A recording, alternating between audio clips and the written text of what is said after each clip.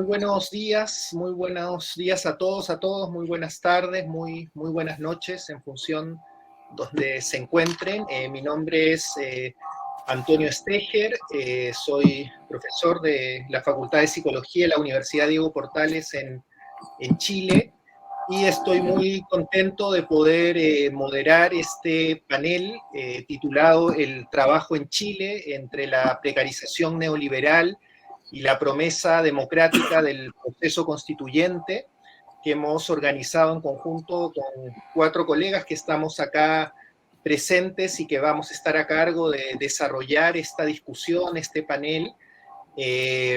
Nos acompañan José Luis Ugarte, profesor de la Facultad de Derecho de la Universidad Diego Portales; Sandra Neida, presidenta y fundadora de la Federación de Sindicatos Autónomos de Walmart Chile; y Valentina Doñez, antropóloga y investigadora de la Fundación Sol, dedicada a temas laborales y sindicales, organización y fundación ubicada también en Chile. Vamos a presentar la mesa siguiendo este orden que yo acabo de mencionar, es decir, primero va a exponer José Luis, después Sandra y finalmente Valentina, calculando alrededor de unos 15, máximo 20 minutos cada uno, y para poder posteriormente dar apertura a un debate, a una discusión. Simplemente quisiera mencionar, a modo de ofrecer un cierto marco y un cierto contexto de cómo surge este panel, en conversaciones con la organización de este foro global sobre democratización del trabajo, en términos de una cierta particularidad o importancia de pensar el caso chileno, más allá de los particulares debates internos o nacionales, como un caso muy significativo para poder entender tanto el lugar del trabajo y procesos de precarización laboral y de dominación del trabajo bajo lógicas de modernización neoliberal, en lo cual Chile, desde fines de los años 70, con el Plan Laboral del 79, fue un ejemplo mundial en términos de un modelo de desarrollo, de una matriz de modernización, en que lógicas de precarización del trabajo, incluso en el sector privado formal de la economía, fueron muy significativas y articularon un particular modelo de desarrollo fundado en una fuerte mercantilización, precarización, descolectivización del trabajo, de las relaciones laborales.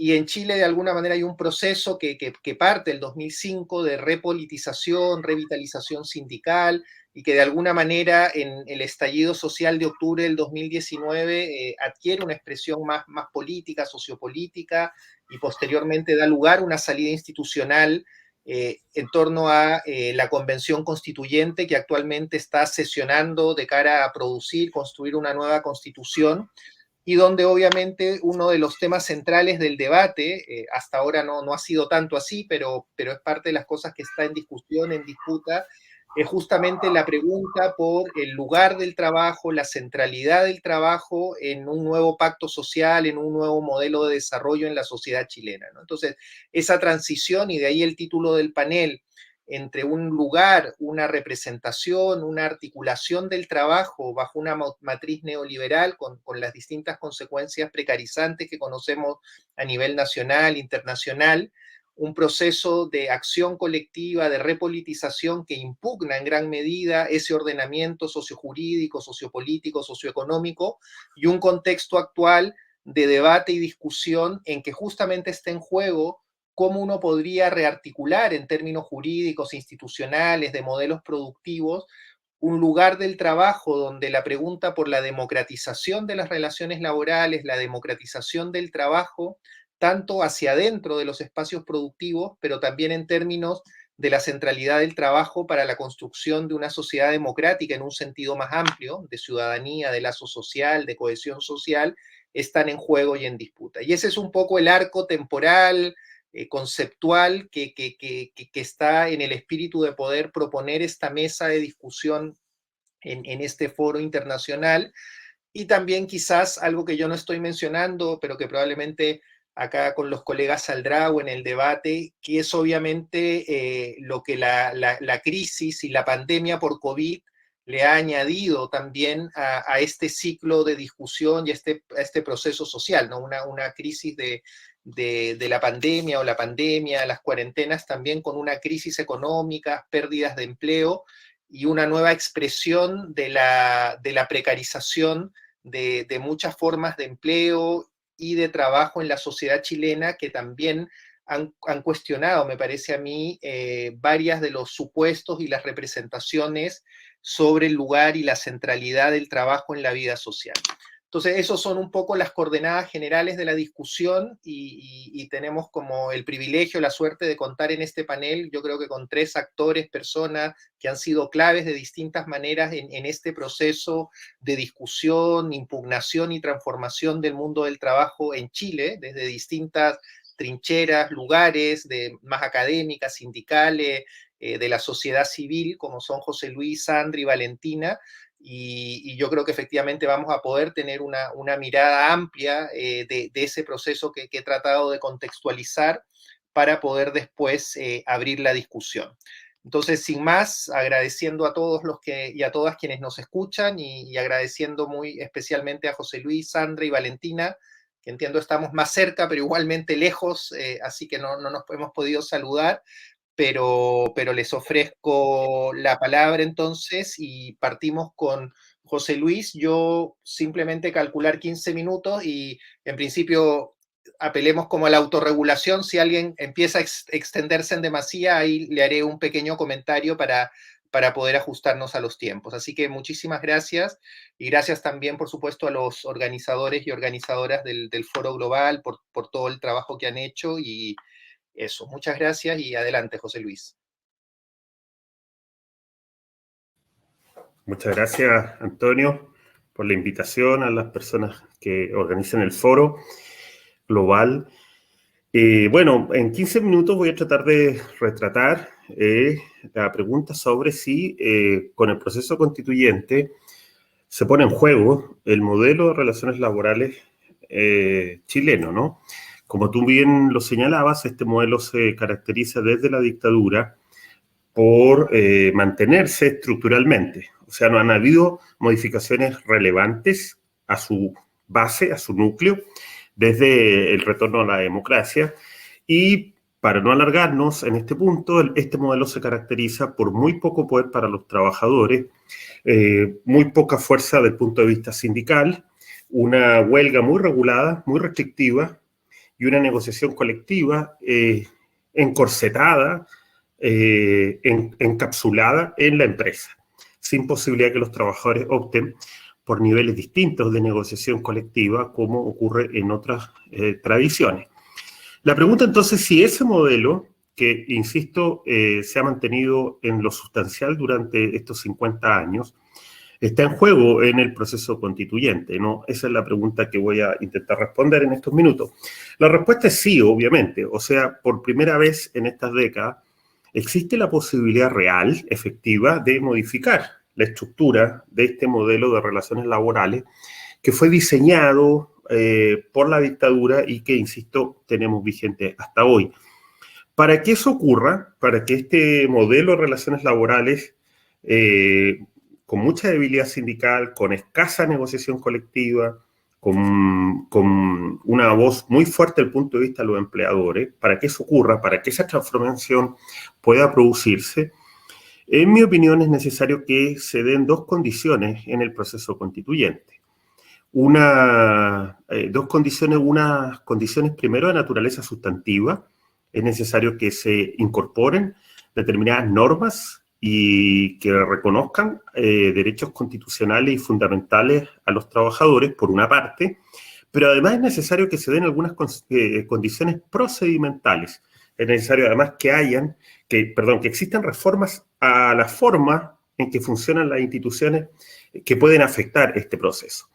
Del punto de vista sustantivo, En mi opinión, uno puede sintetizar las exigencias o lo que uno podría esperar para que se ponga en juego el modelo de relaciones laborales en el proceso constituyente. Uno podría sintetizar la idea en la expresión que lo que corresponde es dar voz a los trabajadores de frente a la empresa, pero también dentro de la empresa. Yo creo que se van a abrir estas dos discusiones en el proceso constituyente que resumen el desafío sustantivo. Lo primero es lo más tradicional, ¿no? Dar voz frente a las empresas o frente al empleador o frente a los representantes de la empresa corresponde a la incorporación de dos instituciones claves en el espacio constitucional chileno. Uno es la negociación colectiva en forma robusta. Eso básicamente, atendida a nuestra historia reciente, significa la incorporación de la posibilidad de que los trabajadores escojan o opten por diversos niveles de negociación colectiva.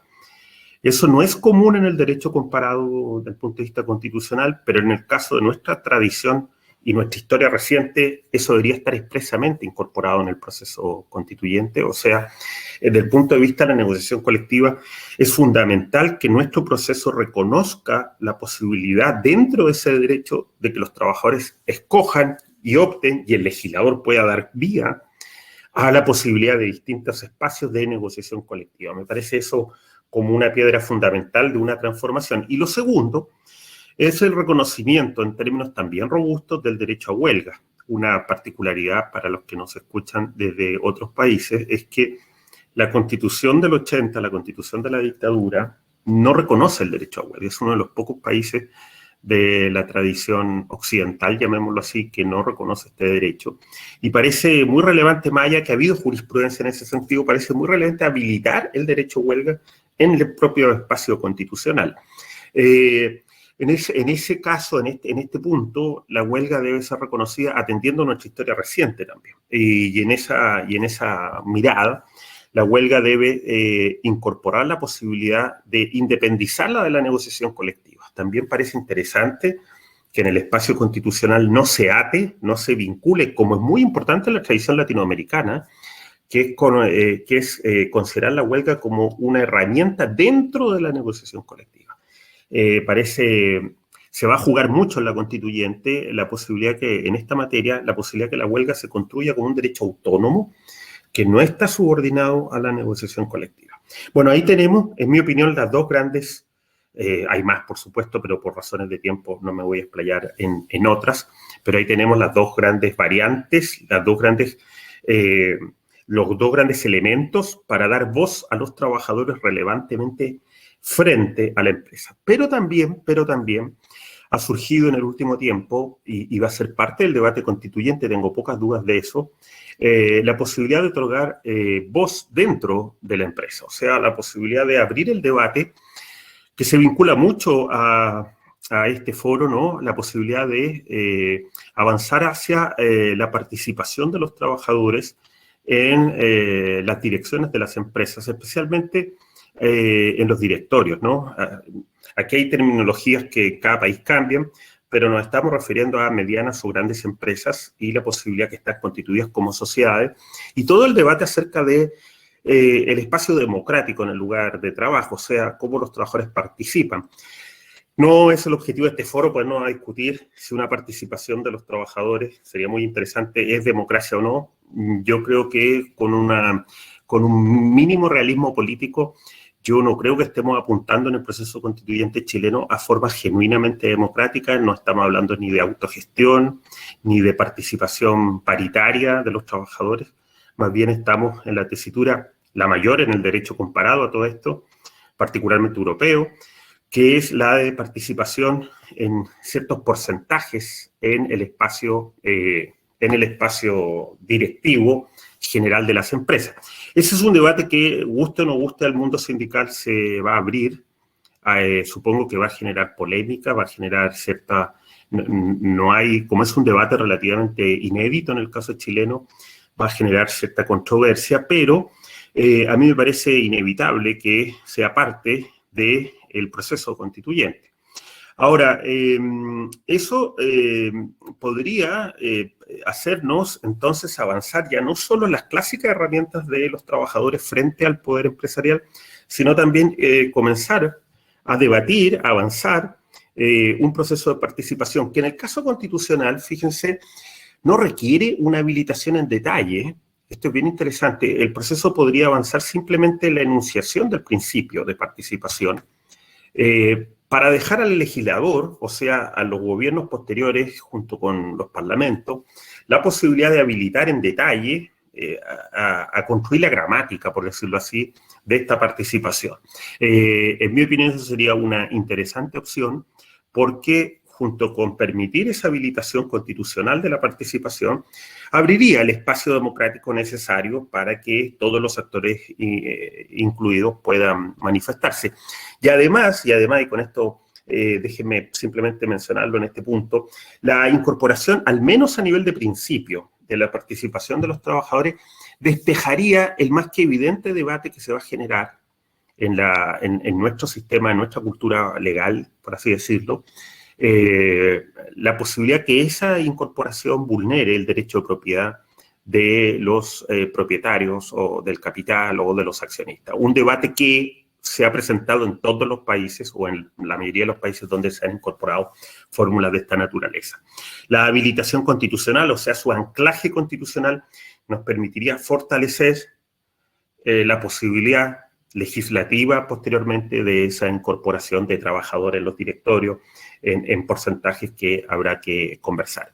Si nosotros resumimos o detengo aquí el análisis por cuestión de tiempo nada más, fíjense que podemos resumir entonces que el proceso constituyente podría incluir las herramientas básicas, constitucionalmente hablando, para que los trabajadores adquirieran voz frente a la empresa, las clásicas herramientas del Estado Social de Derecho, pero además, dentro de las empresas, un debate sobre herramientas constitucionales más o menos novedosas para la tradición latinoamericana y para la tradición chilena.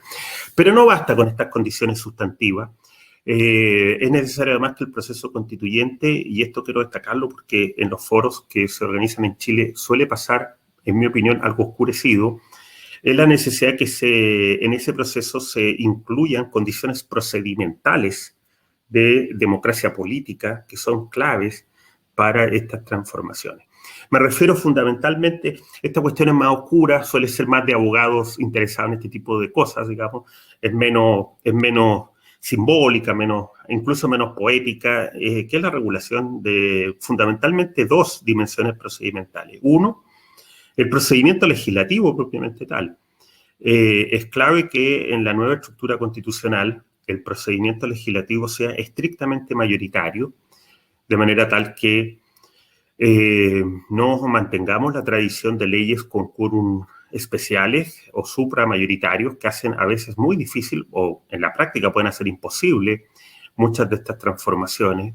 Yo apostaría a un sistema legislativo, insisto, estrictamente mayoritario, donde los gobiernos, los que son chilenos y nos estén escuchando sabrán, hemos tenido muchos gobiernos plagados de promesas, pero que cuando llegan a el ejercicio del poder suelen excusarse en que no tienen las mayorías necesarias para las transformaciones porque la estructura del procedimiento legislativo exige quórum especiales para muchas de las materias. En mi opinión sería importante tener un procedimiento legislativo, insisto, que se ajuste de forma más detallada posible, de la forma más fiel posible a la voluntad mayoritaria. Eso por una parte. Y por otro, me parece clave un aspecto que se destaca poco, y yo lo destaco siempre, que es la eliminación del Tribunal Constitucional. Ya una cuestión, podríamos decir, de la cocina interna de la tradición chilena.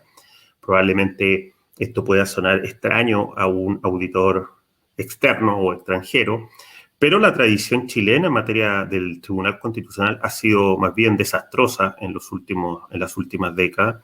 No ha funcionado como pudiera, esto ya es parte de un debate que no es el momento de dar, pero no ha funcionado como pudiera haber funcionado en otras tradiciones. Estamos de acuerdo, el Tribunal Constitucional chileno se ha erigido como un poder contramayoritario que en el caso de los trabajadores ha sido especialmente hostil en el sentido de cualquier avance de los trabajadores. Se me hace, lo pongo en términos muy resumido, se me hace absolutamente impensable, se me hace absolutamente inviable cualquier transformación de las que apunté antes si se mantiene la existencia de un tribunal constitucional tal como lo conocemos.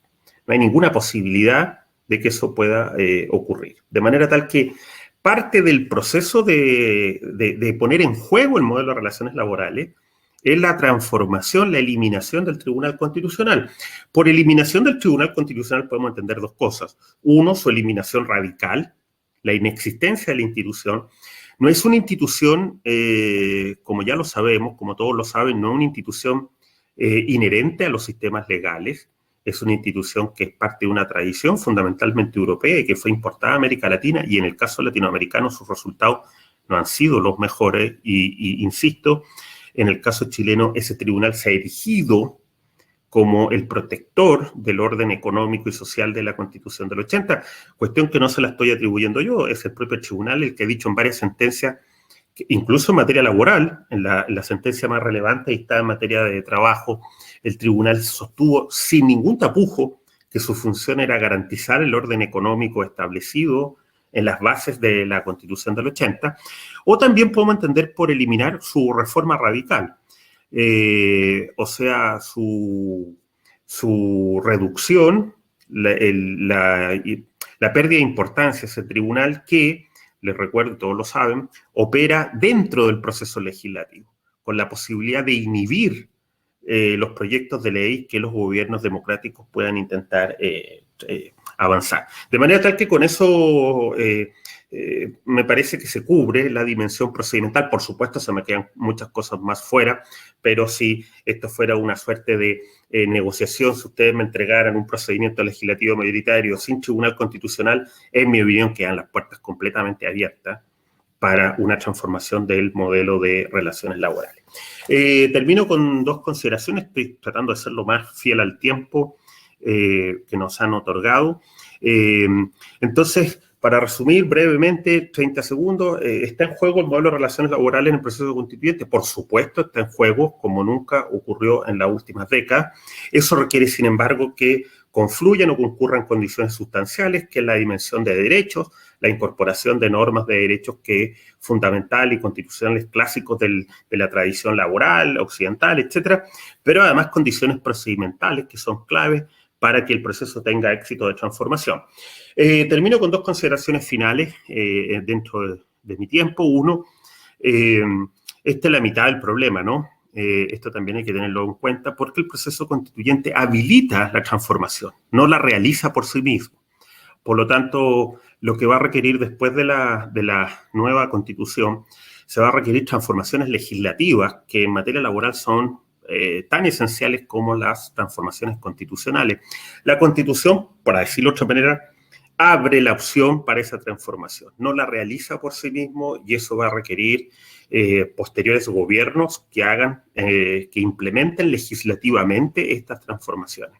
Así que podríamos decirlo en estos términos, la Constitución es el primer paso o es el punto de salida para transformar el modelo de relaciones laborales. Y lo segundo, bueno, quizás estemos en presencia de esta torsión del clásico péndulo de Polanyi, ¿no? De la gran transformación, este péndulo que se mueve entre la total mercantilización del trabajo y su protección social. Probablemente estemos comenzando la torsión hacia el lado de la protección, después de ser el país, como tú lo dijiste, Antonio, que representaba el máximo flujo hacia la mercantilización. Puede ser que estemos comenzando un lento camino en dirección contraria hacia la protección social y protección del trabajo en particular. Y quizás estamos en presencia de un segundo aire de la socialdemocracia en el marco de las relaciones laborales. Me quedo hasta aquí. Muchas gracias. Muchas gracias, José Luis. Vamos a continuar con nuestro panel, recordando que las personas que quieran ir haciendo preguntas a través del chat poder ir haciéndolo, para irlas registrando y poder devolvérselas después a los expositores, las expositoras para la discusión posterior. Dicho eso y siguiendo el orden, le damos la palabra a Sandra Neida, que es fundadora y presidenta de la Federación de Sindicatos Autónomos de Walmart Chile, para su intervención. Sandra, muchas gracias. Adelante, por favor. Hola, buen día, buenas tardes, buenas noches para los que nos ven. Bueno, yo voy a hablar desde el lado de los trabajadores. Desde la vuelta a la democracia, como se llama, de los años 90, hemos visto un crecimiento muy progresivo de la precariedad laboral. Sueldos bajos, ausencia total del Estado en su rol de garante de los trabajadores, la desprotección de los propios trabajadores. Esto conllevó el año 2019 al estallido social. Nadie puede desconocer que en Chile el estallido social fue producto de las desigualdades que existen en el país, tanto salariales como de salud, sociales, no sé, económicas, una brecha enorme que existe en nuestro país por estos puntos. Nosotros como trabajadores hemos tenido que estar en todo este proceso de cambios, donde hemos tenido muchos trabajadores que han perdido su puestos laborales que son actualmente precarios dentro de los supermercados. Hablemos que tenemos un modelo neoliberal, donde los trabajadores tienen que prácticamente estar a la disposición al 100% dentro de la jornada laboral de los empleadores, hablaba recién José Luis de las normas que nos han impuesto por años, por ejemplo, la flexibilidad laboral, donde nos colocan jornadas de, no sé, de 30 horas, de 18 horas, 20 horas, donde los trabajadores efectivamente tienen que estar trabajando prácticamente todo el día, todo el día y con sueldos bajísimos, porque tienes un trabajo acá, tienes otro trabajo acá y terminas con otro trabajo acá para poder subsistir. Sabemos que en Chile el sueldo mínimo, que es lo único que hace el Estado, que es solamente regular el sueldo mínimo, porque no tenemos un Estado que regule otro tema. He escuchado mucho acerca de las relaciones que tiene, por ejemplo, hoy día actualmente el Estado con nosotros los sindicatos, las federaciones y con el empleador, donde es nula, porque lo único que hace, no sé, la inspección del trabajo, por ejemplo, llamarnos a una mediación, que finalmente nos deja el problema a nosotros, el problema de los particulares. No hay una garantía para darle una protección a nosotros los trabajadores en este sentido cuando estamos en negociación colectiva. Todo esto se metió con frases tan típicas como hay que levantarse más temprano para que la micro salga más barata, por ejemplo. No sé, las flores están baratas hoy en día, hay que comprar flores. Frases como esa hicieron que efectivamente en octubre del 2019 la gente se hartara y comenzara un conflicto social muy grande en este país, donde tuvimos, que hoy día, hasta el día de hoy no se sabe quién quemó la movilización, quién quemó supermercados y muchas cosas más. Ayer estábamos viendo también el caso del propio presidente, donde nos exige a nosotros un tema de los retiros del 10%, y él tiene el caso de que él mismo tira su impuesto ni las vírgenes, entonces, para no pagar acá en Chile, no. En ese tipo de sociedad nosotros hoy en día estamos, en ese tipo de sociedad los trabajadores hoy día tenemos que ser partícipes. Nosotros con la nueva, cuando se votó esto que fue el 15 de noviembre, de acerca si queríamos o no una nueva constitución, porque también esto fue todo un proceso. El primer proceso que queríamos los trabajadores era terminar con este estado de abuso que hoy en día existe, que todavía está el presidente Sebastián Piñera. Se realizó un acuerdo donde no se le preguntó a las bases, no se le preguntó a los trabajadores si queríamos realmente ese acuerdo, pero es lo que hoy en día está, que es el proceso constituyente, el cual posteriormente todos los trabajadores reafirmamos en nuestras bases con los trabajadores, porque ahí es donde viene el tema de la ciudadanía dentro de los espacios de trabajo, donde nosotros, por ejemplo, como dirigentes sindicales, hemos establecido espacios dentro de la propia empresa para transmitir todas estas problemáticas y darle información a todos los trabajadores, porque como es tan poco el tiempo que tienen los trabajadores para informarse, ya que debido a la flexibilidad laboral, en el 2001 nos metieron la polifuncionalidad también, donde los trabajadores no tienen solo una función, sino que tienen varias funciones, cientos de funciones, y hoy en día Walmart, por ejemplo, que es una empresa que quiere meter la polifuncionalidad. Yo hoy día tengo una reunión, por esto mismo en la tarde, donde quiere que los trabajadores, quiere hacer desaparecer cajeras, quiere hacer desaparecer puestos de trabajo, para que sean polifuncionales y funcionen a la orden de lo que la clientela tenga y a la orden de lo que ellos quieren en cuanto al negocio. Nosotros ¿qué esperamos del proceso constituyente? Por ejemplo, queremos una protección al trabajador. ¿Cómo lo podríamos abordar? Una promoción de la sindicalización, que el Estado sea garante de la promoción de la sindicalización, promotor de la negociación colectiva, que nos dé garantías en tema de la huelga, en el proceso de negociación colectiva, ya que hoy en día el Estado no interviene en estos conflictos laborales. El Estado hoy día está totalmente ausente de los conflictos. También derecho a la seguridad social. No puede ser que un trabajador se muera y existe el artículo 159 donde la familia efectivamente le dé la gracia y sería.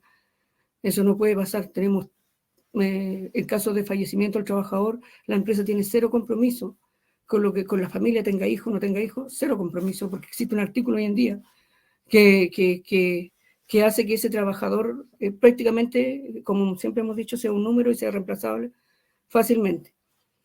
Hoy en día existe el artículo 184, donde nos da cierto espacio para una garantía en temas de materia de trabajo, pero eso hay que ampliarlo. No puede ser que los trabajadores mueran en los lugares de trabajo y no haya ni siquiera una defensa para su familia, para ellos, y que el empleador donde prestó servicio se lave las manos. Con todos estos problemas hay una pregunta que yo siempre me hago. Toda la precarización laboral que tenemos. ¿Quiénes son los ciudadanos que emergen de un mundo laboral tan precario como el que tenemos hoy día en Chile?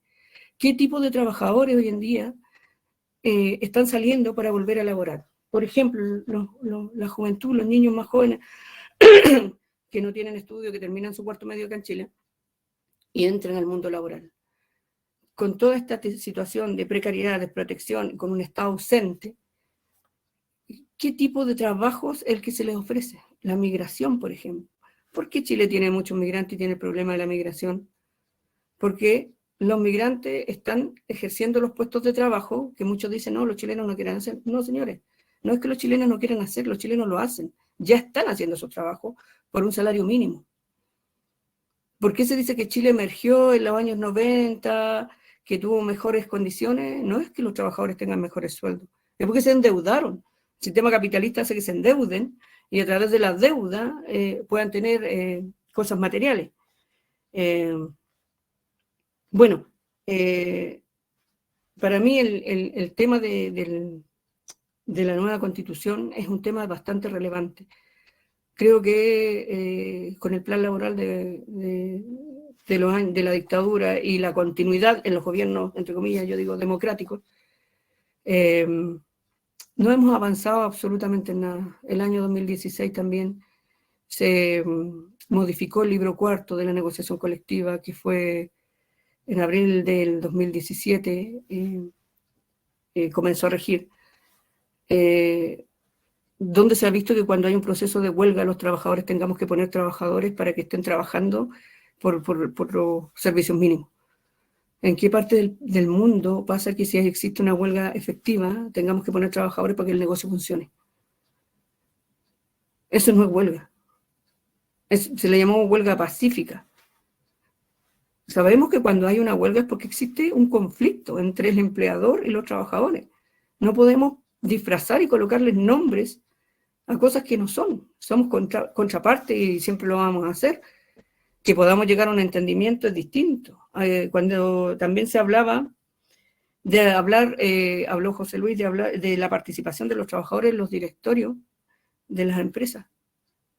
¿Qué tipo de directorio ahí es donde nos entra la duda? ¿Qué dirigentes van a quedar en esos directorios? Los de sindicatos amarillos, que hoy en día existen bastante. Los dirigentes que somos más conflictivos. Esa es una pregunta que hay que hacer, porque si dejamos la letra en blanco o si dejamos una norma que no sea concreta, que no tenga una aclaración, se va a interpretar de cualquier manera. Nosotros estamos también por la negociación ramal, que es un tema bastante importante dentro de la nueva constitución. Queremos que esta constitución nos dé garantías de una negociación ramal, por área, por zona, como sea, pero que haya una garantía en este sentido. Como vuelvo a reiterar, nosotros los trabajadores nos hemos sentido desprotegidos desde hace mucho tiempo. No es ahora solamente por el tema de una nueva constitución. Hace muchos años que venimos sintiendo cómo las grandes empresas medianas tienen un abuso progresivo con sus dependientes. Lo vemos en los sueldos, lo vemos en las jornadas, los acabo de decir. Lo vemos en los conflictos cuando tenemos negociaciones colectivas donde estamos absolutamente solos, porque no tenemos a nadie que nos ayude en una negociación colectiva. Tenemos una institución que es la Inspección del Trabajo, pero la Inspección del Trabajo es simple y únicamente una mediadora que tampoco nos sirve mucho para extender un plazo, nada más. Y eso tiene que estar garantizado ahora en el próximo, ojalá, Constitución. En la protección a los trabajadores es necesaria, como lo recalqué, la garantía. El Estado para nosotros debería ser garante de toda negociación colectiva, no ausente como hoy en día. Democratizar el trabajo donde nos den espacio para que nosotros los dirigentes sindicales junto con los trabajadores podamos educar a las bases en temas cívicos tan importantes como las elecciones, como también las negociaciones colectivas, cuáles son los procesos, no arreglarlo tanto un proceso de negociación colectiva donde tiene plazo, tienes que presentar un proyecto colectivo 60 días antes, 45 días máximo, y todo reglado. Eso también para nosotros es un proceso que es muy engorroso y que no debería ser cuando hay negociación colectiva, así como la empresa gana lucas todos los años, los trabajadores podríamos efectivamente solicitar parte de esas ganancias sin tanta reglamentación, sino más bien a través de un proceso más corto y mucho más directo con la empresa. Eso es lo que queremos, yo creo, en grandes rasgos, de una nueva constitución. Obviamente, todo esto tiene que ser, no sé, conversado, discutido y visto desde el punto también, porque también tenemos la contraparte, que es la parte del empleador, que obviamente estas reformas no le van a gustar. A nadie le va a gustar en un sistema capitalista como el que tenemos. Nos va a costar mucho cambiar eso porque nos hicieron crear trabajadores que hoy en día, y lo digo por el sistema que tenemos, que sienten que la precariedad laboral es parte de su vida. Y eso lo tenemos que cambiar. Y ese es un rol importante que tenemos nosotros, tanto como dirigentes sindicales, como académicos, como profesores, como ciudadanos comunes y corrientes. Porque hoy en día cuando se habla de, no sé, de la AFP y todo el Estado, todos sabemos que es malo. Todos sabemos que es un sistema que ya no debería estar. Pero todos se van en discusiones, en cátedras, en informarnos por qué. Pero las bases no entienden eso, los trabajadores entienden de forma más general. Y eso es lo que hay que llevar también, no solamente en universidades, en hacer charlas en distintas partes, sino que hay que llevarla al terreno también. A mí me gustaría mucho que estos foros se llevaran también directamente a la clase trabajadora, que es la que menos informada está. Entonces, y creo que debe, por mi parte, bueno, es lo que tengo que indicar como dirigente sindical, eso es lo que nos gustaría. Primero, 3 pilares fundamentales, que es la protección a la sindicalización, la promoción de la negociación colectiva, la garantía que tiene que tener el Estado con nosotros en una negociación colectiva, el derecho a la seguridad social y la negociación por rama. Eso sería por mi parte. Muchas gracias, Sandra.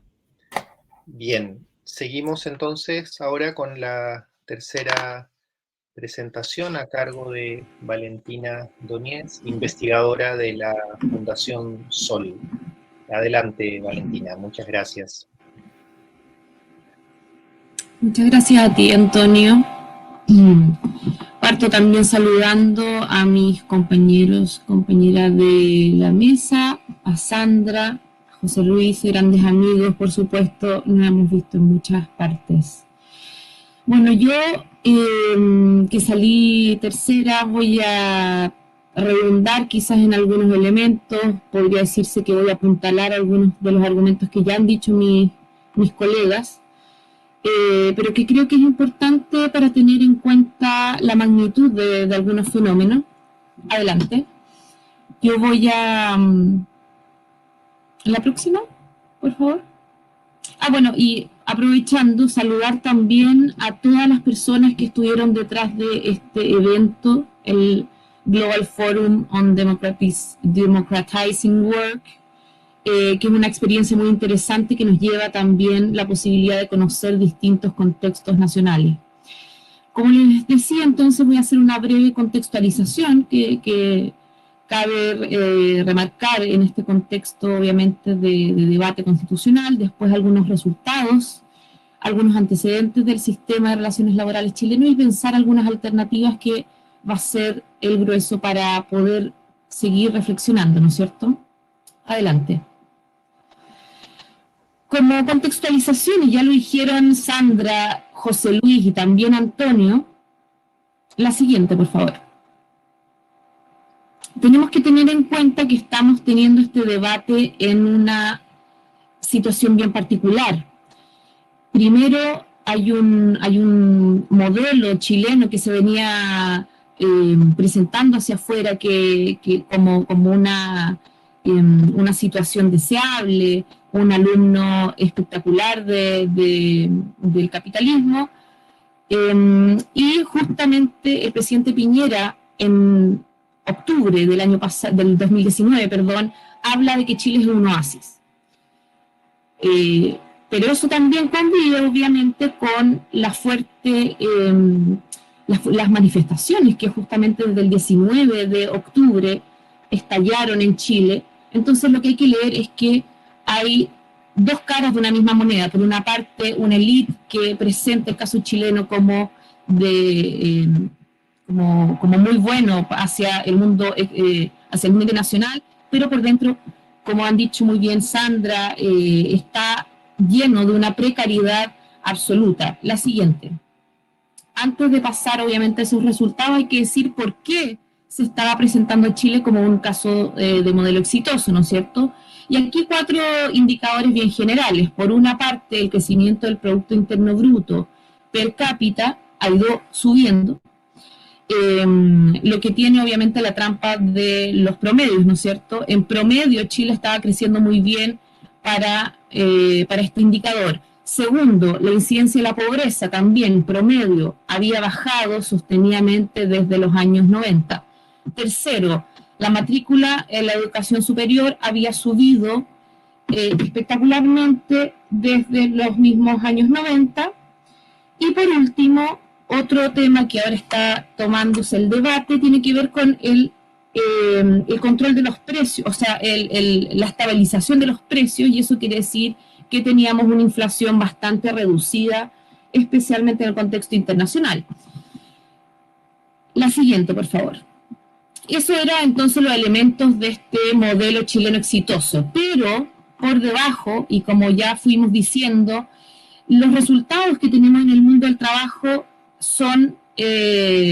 están lejos de ser muy, muy alentadores. Por ejemplo, hasta el 2019 teníamos una tasa de ocupación del 62%, que no es nada para alegrarse, y que ahora con la pandemia ha bajado un 56%. Otro elemento, empleo externalizado. Hasta el 2019 estábamos a punto de llegar a un quinto del total de los asalariados, de los trabajadores, en empleo externalizado. Además, un 50% de las personas que trabajaban en jornada parcial está descontenta con esa jornada, y por lo tanto llegamos a un 50% de subempleo horario, es decir, de la poca utilización de esa fuerza de trabajo. Otro elemento, y que estos ya son elementos más actuales, es que 1,7 millones de personas durante la pandemia, especialmente el año pasado, en 2020, pasó de la ocupación a la inactividad, que no presiona la tasa de desempleo, pero significa que hay mucha gente que está fuera de este mundo del trabajo. Además, 1/3 de los nuevos empleos son por cuenta propia, es decir, no estamos creando empleos asalariados, y tenemos hoy en día una tasa global de subutilización del 23%, es una tasa de desempleo ampliada, por así decirlo, porque considera a los inactivos que están disponibles para trabajar, considera a las personas que están desempleadas y también las personas que están subempleadas a nivel horario. Otras cifras también más genéricas, tenemos entre los 8,2 millones de ocupados que tenemos hoy en día en Chile, y voy a ir pasando más o menos rápido, tenemos 65% de los trabajadores que laboran en empresas de mayor tamaño, entre medianas y grandes. Esto para desarticular el argumento que siempre nos dicen, ¿no es cierto?, que el 70% de los trabajadores está en pequeñas empresas. No es verdad. La gran mayoría de los y las trabajadoras está en gran y mediana empresa. Además, arrastramos un 30% de subempleo profesional, que quiere decir personas que están saliendo de la educación superior, pero que no pueden conseguir trabajo de esa cualificación, y además un 20% de las personas que están en edad de jubilar trabajan. Es decir, eso también nos demuestra que con los bajos salarios que tenemos en Chile es muy difícil que una persona pueda también, bueno, con el sistema de seguridad, de pensiones, perdón, que tenemos en Chile, es muy difícil que puedan jubilar.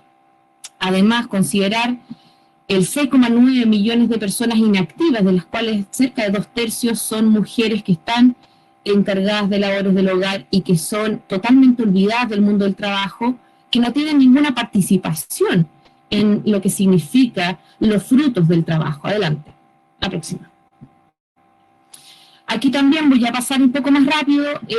El 50% de los trabajadores chilenos gana menos de 420.000 pesos, y solo el 20% gana más de 850.000 pesos líquidos. En términos de dólares, hablamos de cerca de 520 dólares y 1.053 dólares.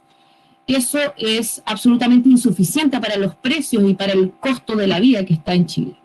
El ingreso mínimo, 337.000 pesos, y ahí se pueden dar cuenta de cómo la mediana salarial está muy cerca del salario mínimo, con lo cual nosotros decimos que este monto está totalmente desanclado del tamaño de la economía, del tamaño del Producto Interno Bruto que tiene Chile en la actualidad.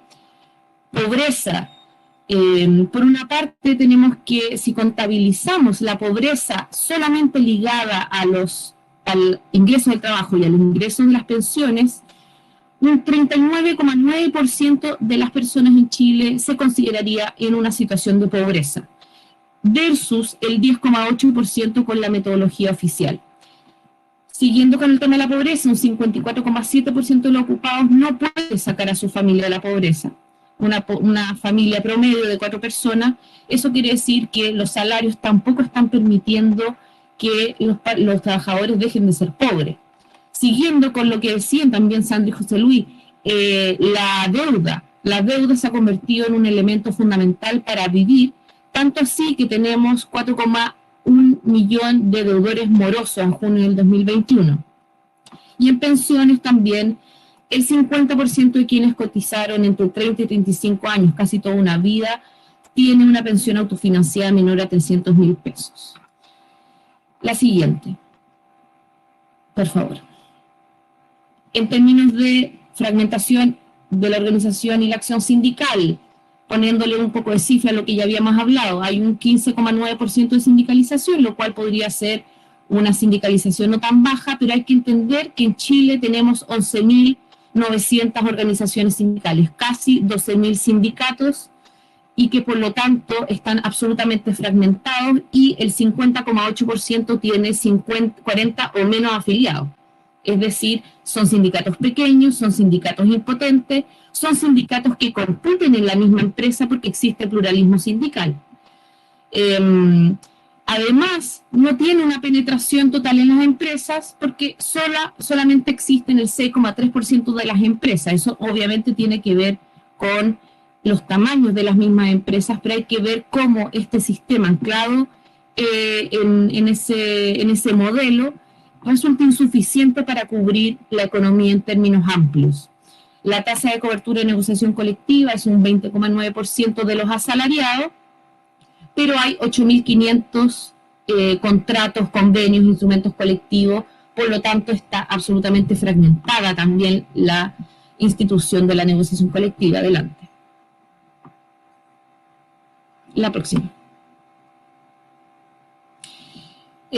Por esto, entonces, hay que entender cómo la organización sindical, el sistema, el modelo de relaciones laborales que tenemos en Chile, es un elemento más dentro de los cuales opera con otros factores de desposesión de las familias, de los hogares que viven en nuestro país, donde hay que sumar también, obviamente, los temas relacionados con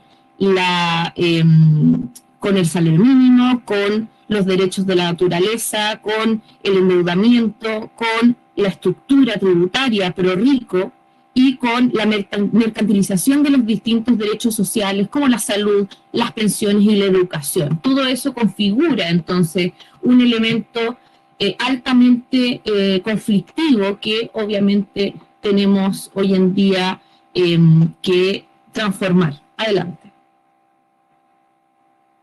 Y un par de elementos de contexto a modo de reforzamiento de lo que ha salido aquí.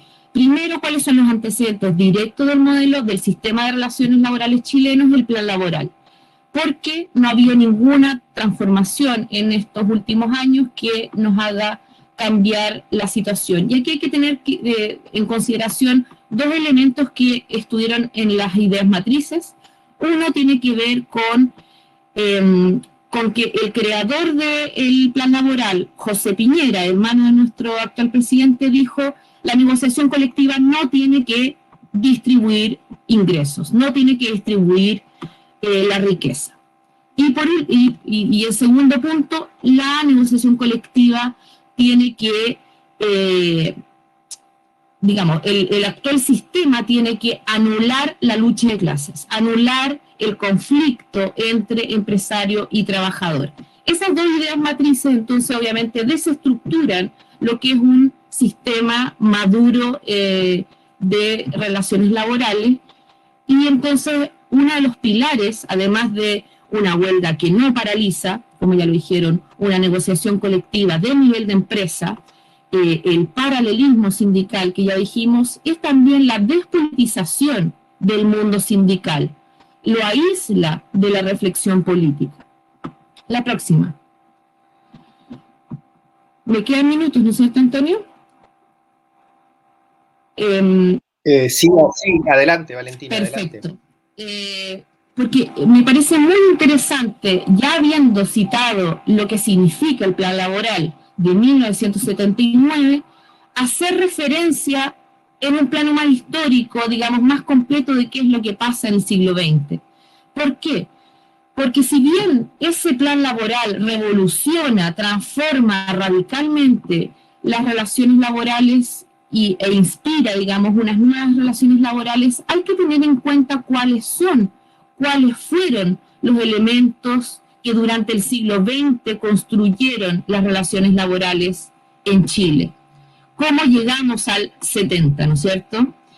Y para esto hay que tener muy en cuenta que el Código del Trabajo de Chile, que dictaminó los márgenes de la acción sindical en el siglo XX, no eran mucho más favorecedores. Eran un marco normativo que también imponía muchas reglamentaciones en la acción sindical, pero la acción sindical surge a pesar de él, a pesar de las normas creadas bajo el Código del Trabajo.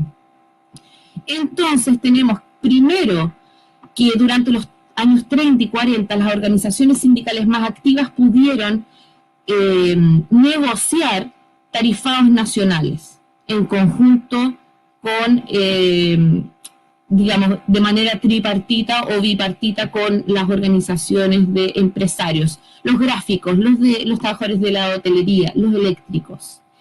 También hay que pensar que organizaciones sindicales surgieron por encima de la normativa, y aquí hay dos ejemplos muy claros: la ANEF, que es la Organización de Empleados Fiscales, y la Central Única de Trabajadores, que surge en 1953 y que no es legal sino hasta 1972.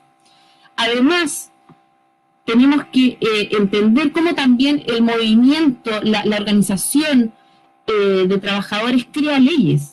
Gracias a eso, gracias al empuje, se pudieron forzar, por una parte, la ley de sindicalización campesina del 67 y la ley de comisiones tripartitas del año 68. O sea, se forzó normalizar en la ley un proceso que más o menos se venía desarrollando a través de las federaciones en ciertos sectores de la economía. Entonces, el devenir histórico significó la ampliación de la acción sindical y que surge antes y encima del marco regulatorio. Por otra parte, la normativa intervencionista del Estado siempre fue así y fue rígida en los derechos colectivos, y ojalá que el debate constitucional ahora nos permita transformar eso. Pero también hay que entender y ser muy conscientes de que no basta solamente tener buenas ideas, sino que también se necesita un correlato político, porque esas transformaciones fueron, por una parte, por la fuerza autónoma de los y las trabajadoras, pero también porque fueron forzando una ampliación en términos políticos, una ampliación de participación en términos políticos, lo que obviamente tiene su punto mayor durante la Unidad Popular entre los años 70 y 73. Adelante. Bueno, aquí para finalizar, ¿qué podemos decir ahora que nos toca un debate constitucional, un debate en el cual tenemos la alternativa, como se decía, de plantear un cambio en el modelo de relaciones laborales chilenos? Por una parte, me parece que es importante tener este aprendizaje histórico, es decir, las cosas no siempre fueron como las planteó el plan laboral, y las cosas no siempre han sido como lo ha dicho el Código del Trabajo o la normativa de turno. Aquí podemos decir, ojalá que la normativa constitucional recoja los procesos más de vanguardia que tenemos, y aquí hay que tener súper claro que, a pesar del modelo que tenemos, sí hay sectores de la economía que se permiten superar eso, como son los trabajadores de la minería, de los puertos y del sector público, y eso obviamente hay que tener en cuenta que ellos tienen una fuerza, un capital propio, estructural, que les permite obviamente contrarrestar el poder de los empresarios, pero principalmente hay que tener en cuenta que son sindicatos fuertes, organizados a nivel nacional. En la nueva Constitución, sin ser constitucionalista, y aquí podremos entrar en un debate si es que tiene sentido o no. Primero, me parece que hay un elemento que quizás dialoga con lo que decía José Luis respecto del Tribunal Constitucional o otros elementos que tienen que ver con cómo se garantiza realmente el derecho al trabajo por sobre el derecho de propiedad, cómo se estipula que en ciertos casos el derecho del trabajo va a ser predominante y va a tener mayor prioridad. Segundo, establecer los contenidos mínimos de las normas internacionales, que son los convenios 87-98, que tienen gran medida, rescata, digamos, lo más avanzado en términos normativos internacionales, donde se respeta entonces una negociación colectiva amplia, huelga efectiva, organización autónoma. Y un tercer punto de justiciabilidad, especialmente en un proceso en el cual vamos a tener una transición desde un sindicalismo muy débil hacia lo que queremos construir, que es un sindicalismo más fuerte, pero tiene que haber una posibilidad, por ejemplo, especialmente relacionado con los casos de antisindicalidad y cómo se puede, digamos, desarticular eso. Luego, y me parece que lo más importante para discutir, y aquí también junto con Sandra y junto con Lobby y las trabajadoras, es en la práctica. No basta solamente con tener buenas normas, sino que en la práctica, ¿qué podemos pensar? Y aquí me parecen que son 4 ideas las que pueden aparecer. Uno tiene que ver con esquemas de unicidad. Me parece que la construcción de sindicatos fuertes son sindicatos más que se plantean una acción unificada en un cierto nivel, pero aquí hay que ser claro, o sea, ¿quién define y cómo se define la representatividad o esa unicidad en la acción?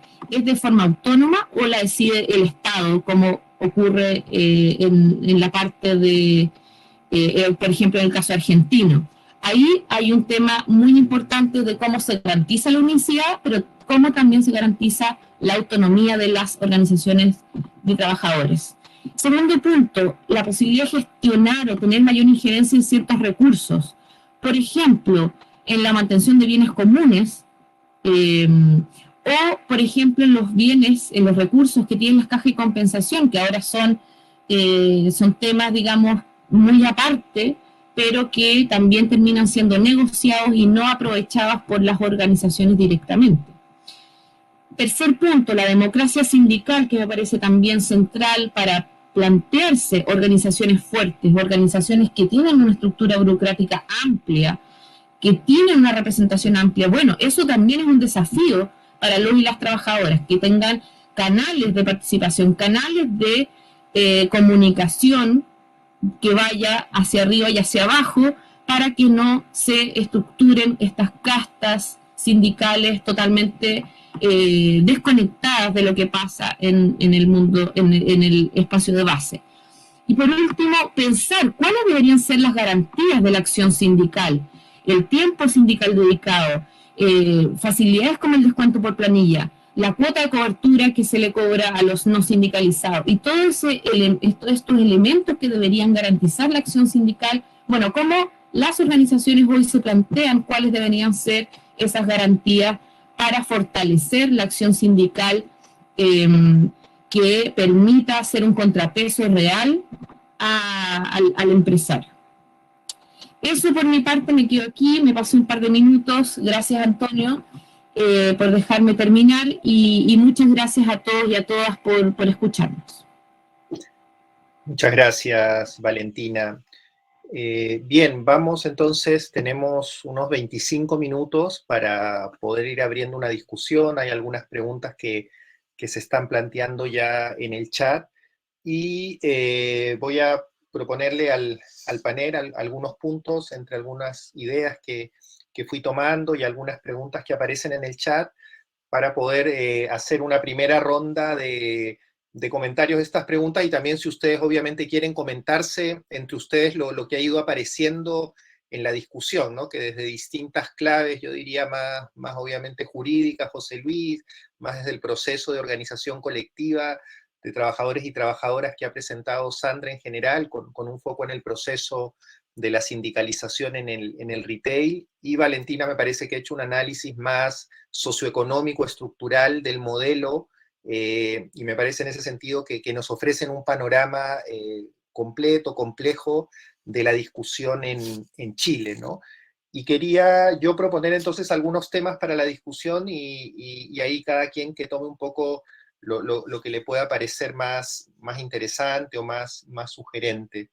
Yo un primer punto que me parece que tomé nota y que lo mencionó especialmente José Luis y Sandra, es, siguiendo la distinción de José Luis, ¿qué relación ven entre la democratización frente a la empresa y dentro de la empresa, ¿no? Es decir, son discusiones que uno podría pensar por separado, el fortalecimiento del sistema de relaciones laborales, de negociación colectiva, de derecho a huelga efectiva, o sea, esa redistribución del poder, donde yo diría que estuvo el foco de la discusión en Chile hasta hace no muy poco, y aparece, como bien decía José Luis hace poco, este debate más bien en términos de la democratización a nivel de la participación en los directorios, y ahí Sandra hace un comentario un poco sobre quién definiría.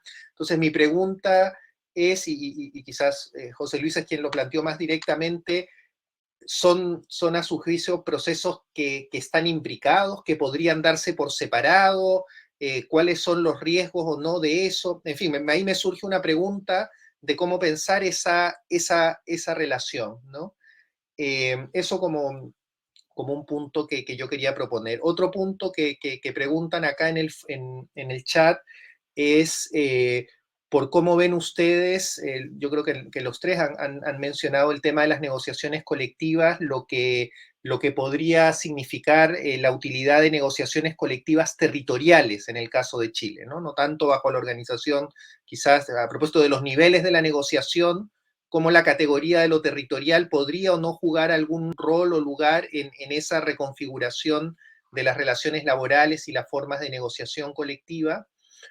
Y hay una pregunta también que me parece importante porque creo que apareció menos en la discusión, que tiene que ver con si en el debate constituyente está el tema de incorporar alguna garantía permanente de empleo, ¿no? Entonces, como también un tercer foco dentro de la conversación, y yo quisiera ligar ese tercer foco, y con esto cierro la propuesta de estos tres temas. A propósito, me parece también de otro proceso que se ha dado en paralelo en el mundo del trabajo en Chile. Sandra algo lo mencionaba, que tiene que ver con los procesos de automatización, o en el caso del trabajo por plataformas, que también hay una discusión legislativa importante en Chile y también, por supuesto, a nivel global. Pero en qué medida la pregunta por el estatuto del empleo, del trabajo de los trabajadores en estas otras nuevas formas también es un desafío central en términos de que el sistema de relaciones laborales que se pueda reconstruir efectivamente haya garantizado que todos quienes trabajan estén incorporados y protegidos por él, ¿no? Yo creo que ahí, y lo conecto eso con, no es lo mismo exactamente, pero con este registro más de la garantía del empleo, ¿no? Entonces, me gustaría proponerle esos tres temas de la relación en la democracia frente a la empresa y como participación, el tema de las negociaciones colectivas territoriales y este tema del estatuto del empleo, vinculándolo a procesos actuales de automatización, trabajo por plataforma, que hay ahí una fuga posible, por decirlo así, del capital y sus formas de acumulación, que de pronto nos deje regulando algo que está en otro territorio, ¿no? Y hay una discusión legislativa, entonces me parece que puede ser importante comentarlo. Entonces, les propongo esos tres temas y quizás siguiendo el mismo orden de José Luis, Sandra y Valentina, además, por supuesto, de lo que quieran comentarse mutuamente, y les ofrezco 5 minutos para poder desarrollar una reflexión en torno a estos temas u otros que les parezcan importantes. Bueno, parto yo entonces. Eso entendí de la instrucción. Vale. Sí, bueno, muy interesante. Creo que resumiste bien un poco el espacio del debate. Yo sigo el orden incluso para hacer mis comentarios. Me parece que la relación entre vos dentro y vos fuera de la empresa, que fue la figura que utilicé, esa relación no es conceptual, digamos, no es necesaria, por decirlo así. Es perfectamente posible avanzar en una y no avanzar en otra, y viceversa, digamos. No es necesario, no es condición una de otra para efectos de avanzar. Pueden avanzarse por separado. Sin embargo, cuidado, si uno mira la experiencia comparada, han sido compatibles plenamente. En general, en los países donde hay participación en directorios, voz dentro de la empresa, son países que coherentemente, en algún sentido, desde el punto de vista político, establecen sistemas de negociación colectiva fuertes. No hay experiencias comparadas donde haya participación, cierto acceso a un nivel de democratización y haya sistemas de negociación débiles como el caso chileno, ¿no? Son experiencias compatibles y probablemente, pero eso no lo sabemos, yo no conozco investigaciones en ese sentido, probablemente se retroalimentan, digamos. Es muy posible que en un sistema donde los trabajadores tienen voz dentro de la empresa, eso facilite la negociación por una especulación razonable. No, insisto, no tengo datos de campo, por decirlo así, pero el acceso a la información mejora por parte de los trabajadores, evidentemente. Manejan un nivel de información que no manejarían sin estar en ese nivel de la dirección y por lo tanto mejora su capacidad de negociación colectiva, digamos. La negociación colectiva supone acceso a la información. Ese acceso a la información es difícil en todos los países, se regulan derechos para tratar de acceder a información relevante. Bueno, si los trabajadores acceden a ese nivel, tienen información que de otra manera no tendrían. Quizás puede estar ahí un factor que explique la potencia, insisto que no es causal, pero que suele estar relacionada o que se presenta en el mismo escenario entre vos dentro de la empresa y vos fuera o frente a la empresa. Eso es lo primero que podría señalar. Sobre el factor territorial, a ver, yo tengo la impresión que hay que entender que, salvo rasgos, en mi opinión, salvo grandes rasgos, el derecho colectivo, o sea, la organización del sindicalismo y las relaciones con los trabajadores, es muy difícil de copiar, digamos. Para mí no tiene mucho sentido, salvo estructuras conceptuales o muy genéricas, la importación de figuras jurídicas que funcionan en otros lugares en materia colectiva es muy compleja. El derecho colectivo, que es lo que estamos hablando acá, negociación colectiva y la regulación, es muy sensible a la historia y a los procesos políticos concretos en que se desarrollan esas fuerzas.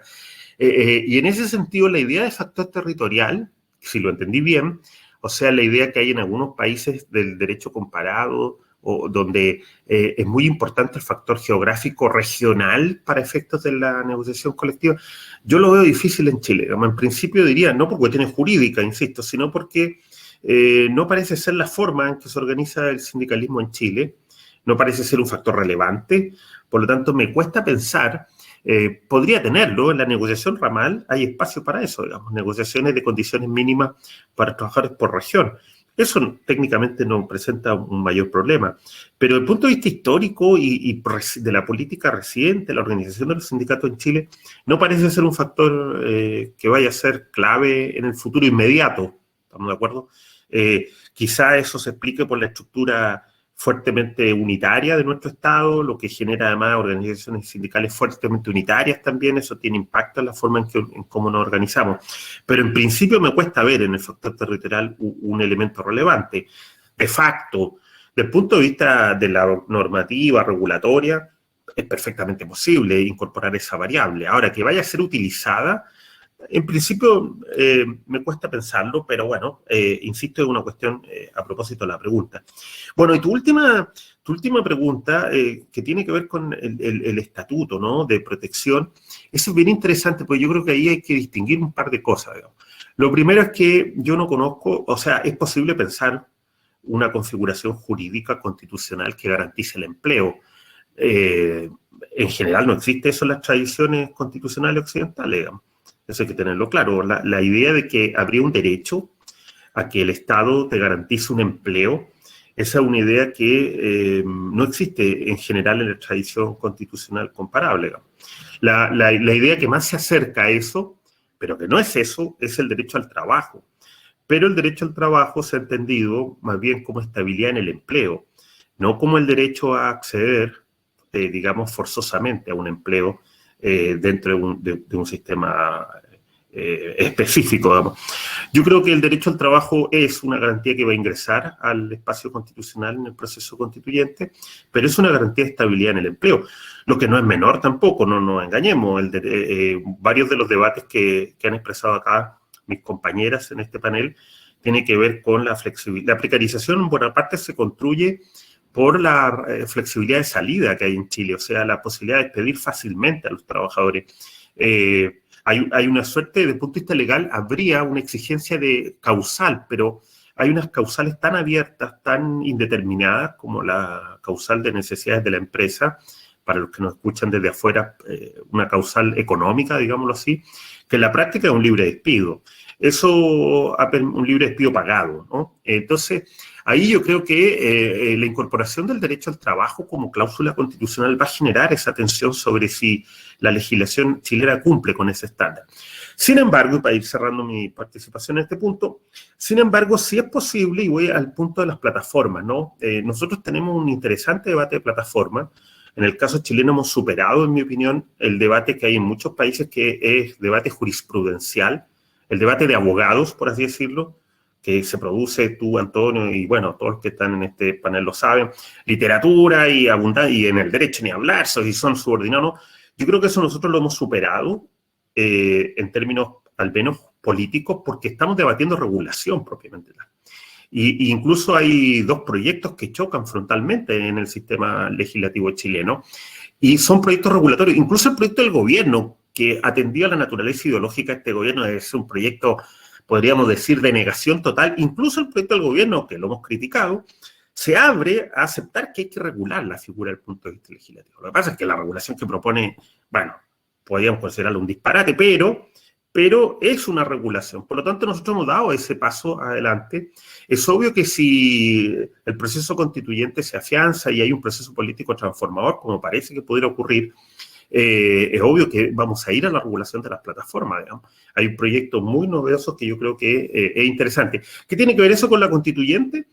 Bueno, yo creo que nosotros podríamos incorporar, y eso sí que existe en el derecho comparado, y creo que en Chile tenemos algo de tradición jurídica en ese sentido, el principio de protección al trabajo, que ya no es el derecho al trabajo, sino es el principio constitucional que le exige al legislador, al momento de regular relaciones laborales, cumplir con un estándar mínimo de condiciones de trabajo.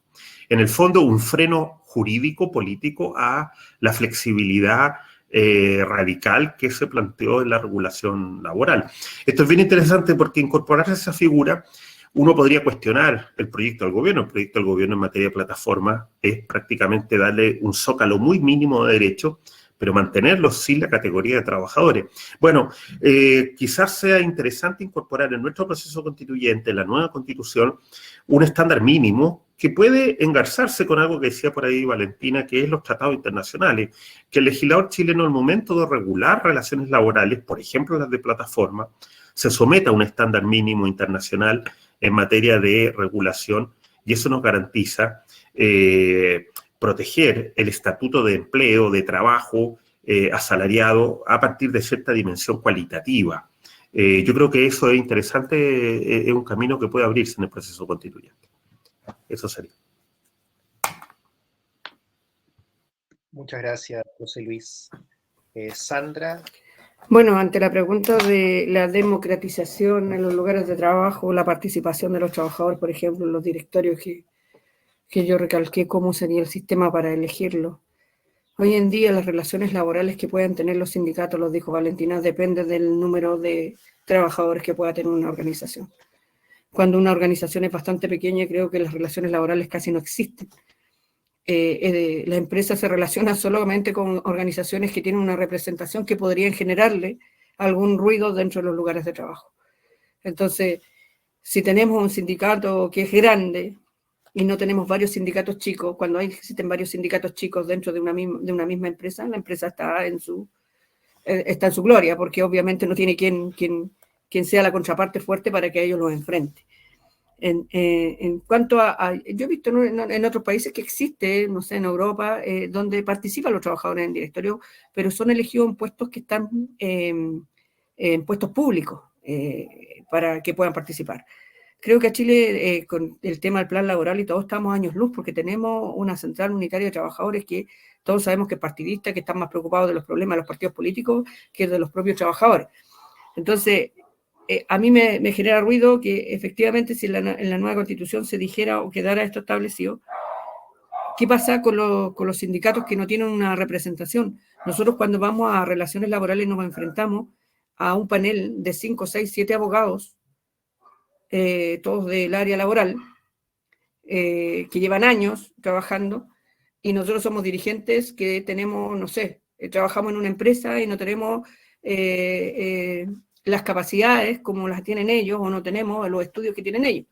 Ahí ya tenemos primero una diferencia. Entonces, creo que es súper importante que cuando los trabajadores tengan que participar, por ejemplo, si llegase a pasar esto y se eligiera de la forma correcta, que estos dirigentes también tuvieran efectivamente una capacitación o tuvieran estudio. Yo por lo menos me puse a estudiar, y lo sabe Antonio y Valentina, y me puse a estudiar Derecho por lo mismo, porque mi contraparte son abogados. Entonces, si yo necesito negociar y entender lo que está pasando, también tengo que estar más bien al mismo nivel. Creo que ahí tenemos una falencia bastante grande porque los dirigentes sindicales que hoy en día tenemos, son cúpula, son partidistas y llevan años, como lo dijo Valentina, en el puesto y no lo sueltan porque para ellos ya es un puesto de trabajo, o sea, ya no es un tema de la clase social, ya es un puesto de trabajo que están ahí apernados años y que efectivamente no han hecho nada porque el movimiento sindical en Chile ha decaído. Tenemos una sindicalización a nivel nacional de un 20%, como dijo Valentina, que es mínima, con un país que tiene grandes multinacionales, grandes empresas, donde debería ser el nivel de sindicalización, por lo menos para sentirnos un poco más representados, de un 40 o un 50%, cosa que no tenemos una representación sindical mínima. Entonces, a mí me llama poderosamente la atención si el día de mañana los trabajadores participaran en un directorio, primero la elección, si va a ser a dedo por los mismos accionistas de esta empresa, los mismos gerentes de esta empresa, ¿cómo lo hacemos? ¿Qué sindicatos van a hacer ruido en esto? Porque obviamente los sindicatos que tienen más socios y que además tienen acuerdos marcos con las empresas, ¿acaso ellos van a representarnos a nosotros? Entonces ahí va a haber una discusión bastante fuerte porque nosotros creemos realmente que el que tiene que representar al trabajador es el que está en la realidad del trabajador, el que está en el puesto de trabajo del trabajador, el que ha visto las necesidades y la precariedad de los trabajadores y el que ha visto en su propia también vida las carencias. Primero que nada, un dirigente sindical no puede dejar de trabajar, no puede estar años y años detrás de un escritorio sentado sin ver las necesidades que tienen sus afiliados. Eso no corresponde y hoy en día eso se hace con las empresas donde nos liberan de los puestos de trabajo para lo mismo, para que no tengamos conocimiento de lo que está pasando en la empresa. Entonces, ahí en ese ámbito creo que sería muy bueno que la nueva Constitución estableciera un sistema que fuera bastante democrático. A mí personalmente, más que participar en las empresas, en el directorio, me gustaría que los sindicatos participaran en el área de relaciones laborales, donde se hacen las negociaciones colectivas, porque el negocio lo tienen que ver ellos. El negocio, nosotros si somos partícipes del negocio somos como la parte de producción, donde nosotros somos los que damos nuestra fuerza de trabajo. Pero muchas de las ideas de cómo gestionar el negocio tienen que ser de ellos. O sea, si nosotros después ya nos metimos en el directorio y después ya vamos a administrar prácticamente los negocios, entonces es medio absurdo, pero creo que hay que fortalecer más bien en relaciones laborales el tema de los sindicatos que no tienen una representación grande dentro de sus lugares de trabajo, pero que sin embargo viven la realidad de la precariedad laboral que tienen en esos puestos de trabajo. En cambio, pasando a la negociación por rama o a la negociación zonal, obviamente en Chile no tenemos cómo compararlo con el derecho comparado en otros países, porque en Chile tenemos un plan laboral desde el año 80 y de antes de José Piñera, donde efectivamente nadie se imagina una negociación por rama, que antes sí la hubo y que funcionaba bastante bien, antes del golpe de Estado, porque obviamente con un sistema capitalista es insólito pensar en una negociación por ramas si estamos en un sistema que funciona a base de las grandes corporaciones y a base de la élite y de los grandes grupos económicos. Entonces, ¿qué grupo económico va a querer tener una negociación por rama o zonal? ¿Qué grupo económico va a querer tener una negociación donde, por ejemplo, yo que represento el área de los supermercados, quiera negociar con Jumbo, no sé, Santa Isabel, Walmart, Unimar? ¿A qué grupo económico le gustaría eso? Obviamente, a ninguno, yo me imagino que a ninguno. Por eso para nosotros, y lo que a ellos no les gusta, a nosotros sí nos gusta. Por eso para nosotros sería un precedente bastante bueno el establecer bases de una negociación ramal, zonal o como le llamen.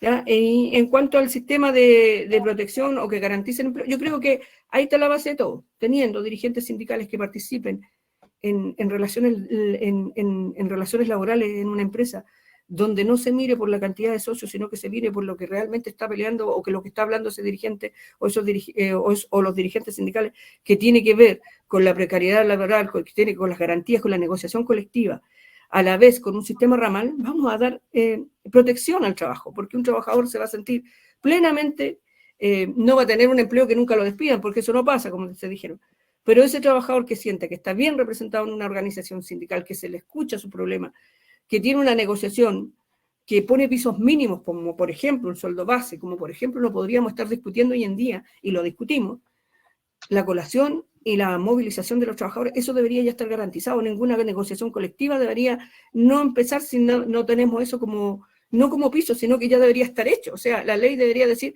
no se puede empezar una negociación colectiva donde los trabajadores tengamos que empezar a negociar la movilización o qué nos van a dar de comer. Eso no, eso ya debería estar. Eso no deberían ser temas de negociación colectiva. Eso ya debería estar garantizado. Y sin embargo, hoy en día son temas de negociación colectiva. ¿Qué nos van a dar a la hora de 11, a la hora de almuerzo?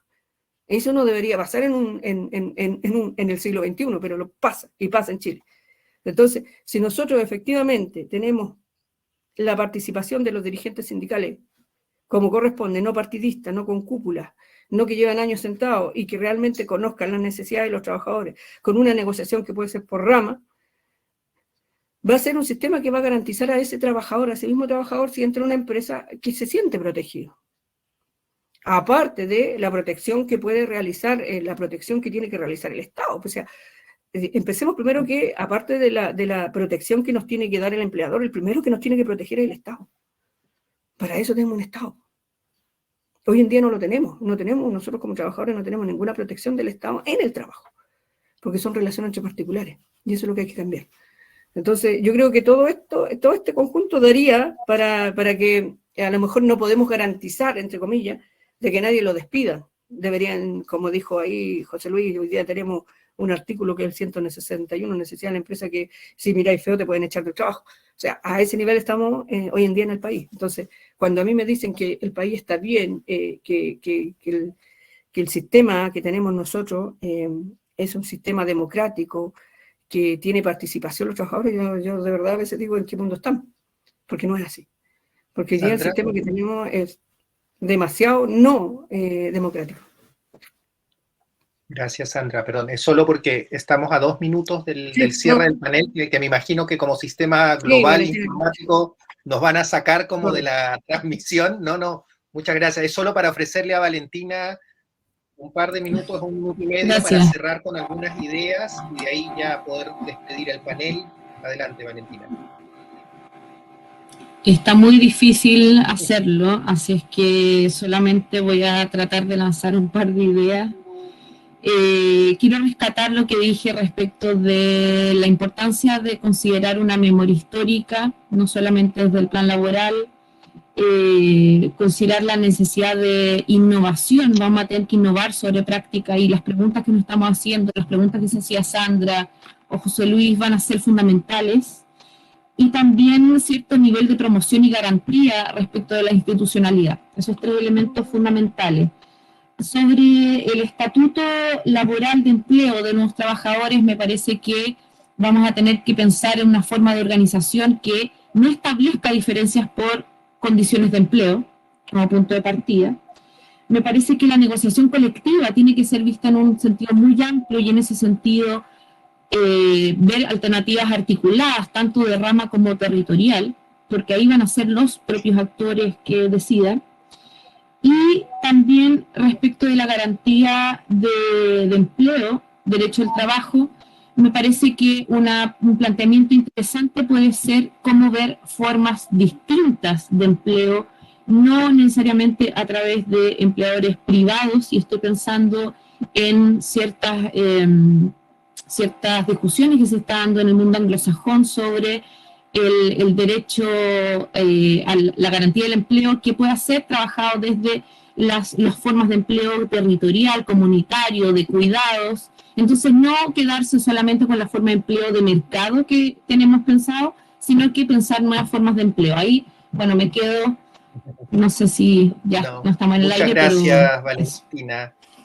Hay algunas preguntas que se nos han quedado en el tintero del chat. Le pido disculpas, pero obviamente por temas de tiempo no hemos podido abordar todas, pero creo que en términos del objetivo que nos propusimos de poder abordar algunos de los ejes centrales de la discusión en Chile, en términos del modelo neoliberal, de su impugnación y del actual proceso constituyente, se han presentado un panorama que esperamos que para las personas que nos han acompañado desde Chile, de otras partes del mundo, haya sido de interés y por supuesto creo que también el foro es una posibilidad de construir contactos, redes, diálogo, y invitar a todos a seguir asistiendo al foro el día de hoy, que es sobre democratización, mañana sobre desmercantilización y después sobre descontaminación, ¿no? Como las tres grandes categorías del manifiesto.